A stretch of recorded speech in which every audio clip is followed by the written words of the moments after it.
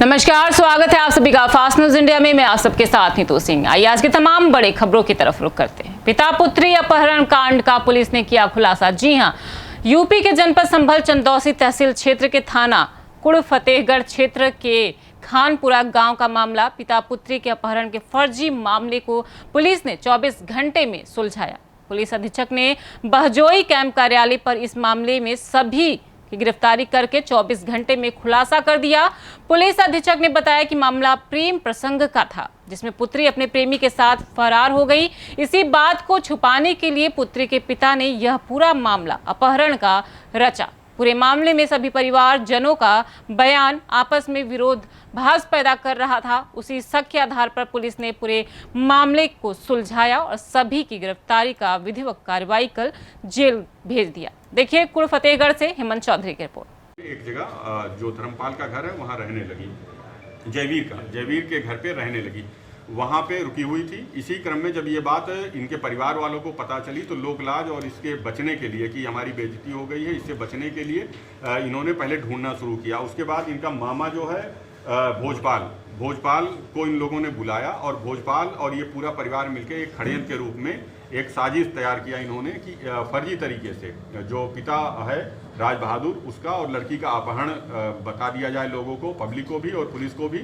और उसके बाद 2-1 दिन बाद वो स्वयं राज बहादुर वापस आ जाएगा और बाकी लोगों को बता दिया जाएगा कि अपहर्ता अभी लड़की को छोड़े नहीं है। इस तरह में प्रकरण निकल के आया कि जो इनकी लड़की थी वो किसी लड़के से लगातार संपर्क में थी, 5 महीने से लगातार संपर्क में थी और उसने तय किया था कि उस दिन सोमवार को वो वहाँ से 3 बजे उसके साथ और उसके 2 साथियों के साथ वहाँ से चली जाएगी।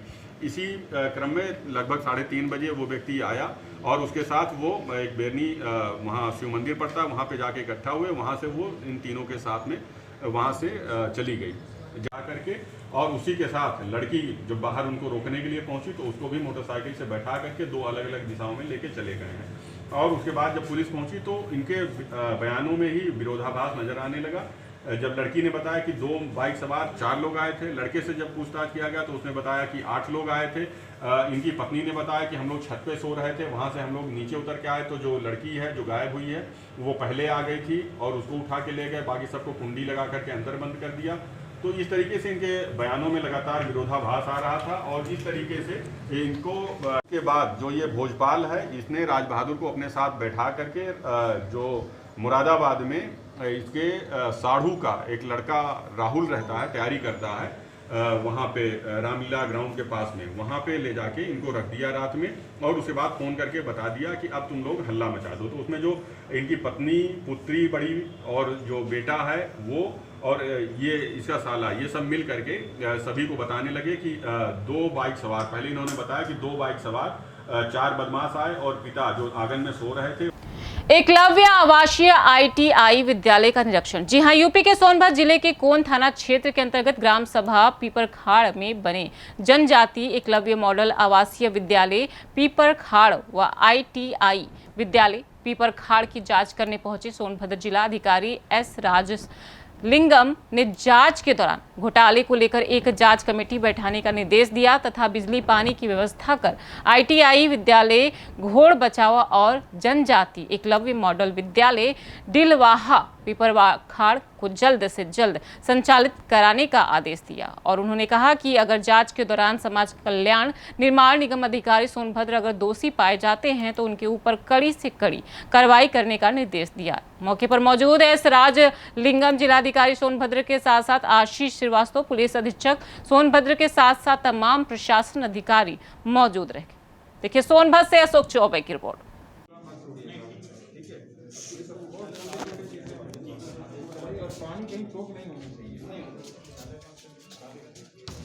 लगातार दूसरे दिन भी मंदिर में चोरों का कहर जारी। जी हां, यूपी के जनपद संभल के तहसील चंदौसी में बीती रात चोरों ने अक्रूर जी महाराज के मंदिर के ताले तोड़कर चोरी की घटना को अंजाम दे डाला। आज एक दिन पहले दयालु पंडित जी के मंदिर में भी चोरों ने मंदिर में कीमती सामान चोरी कर ले गए।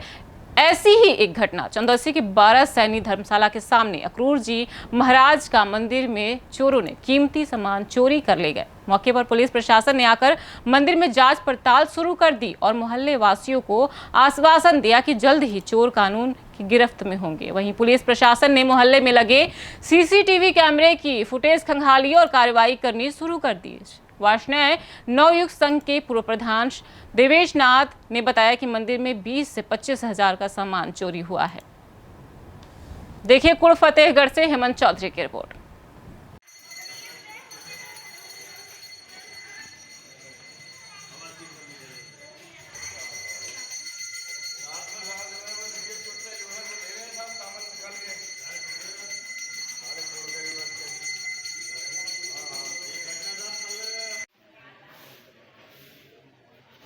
इन्वर्टर घंटा एक शेषनाग थे हमारे तांबे के सर बोले गए,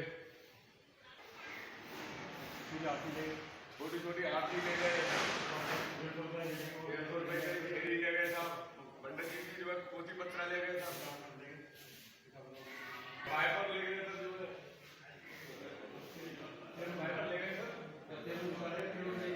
साफ करने का था, बैठना भारी है ना इसलिए सारे छोड़ गए।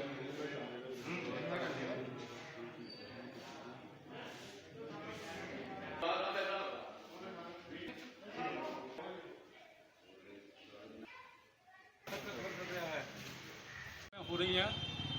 आज फिर बारसैनी स्ट्रीट अपूर जी महाराज के मंदिर में चोरी की घटना सामने आई। आइए जानते हैं, वार्ष्णेय नवयुग संघ के पूर्व प्रधान जी हमारे साथ मौजूद हैं। आइए बोलो। मैं देवेश नाथ वार्ष्णेय इस कमेटी का प्रधान हूँ और रात में चोरों ने ताला तोड़कर मंदिर सर एक घंटा, एक भगवान शेषनाग, इन्वर्टर, बहुत सारा लगभग 25 से 30 हजार रुपये का सामान चोर ले गए हैं। और इस मामले में पुलिस जो है कुछ कर नहीं रही है। मुझे लगता है कि रात में शायद पुलिस वाले सो भी रही थी, क्योंकि अभी पिछले 3-4 दिन से चोरी की घटनाएं मंदिरों में ही ज़्यादा बढ़ी हैं। और हमारे मुख्यमंत्री जो कि योगी आदित्यनाथ जी हैं, और योगी जी के राज्य में अगर जो मंदिरों में चोरी होगी तो फिर देश कहाँ सुरक्षित है। बाइक सवार बदमाशों ने 2 युवक को मारी गोली। जी हां, यूपी के प्रतापगढ़ जिले के कंधई थाना क्षेत्र के ग्राम पूरे देवजानी में आशीष तिवारी उर्फ बीनू तिवारी व उनके भाई वशिष्ठ तिवारी को अज्ञात व्यक्तियों द्वारा गोली मारकर घायल कर दिया गया है। घायलों को जिला चिकित्सालय प्रतापगढ़ लाया गया, जहां से बेहतर इलाज हेतु उन्हें प्रयागराज रेफर कर दिया गया है। अपराधियों की गिरफ्तारी का प्रयास किया जा रहा है। जल्द गिरफ्तार कर विधिक कार्रवाई की जाएगी। पुलिस अधीक्षक प्रतापगढ़ अनुराग आर्य के द्वारा घटनास्थल पर पहुंचकर घटनास्थल का निरीक्षण किया गया।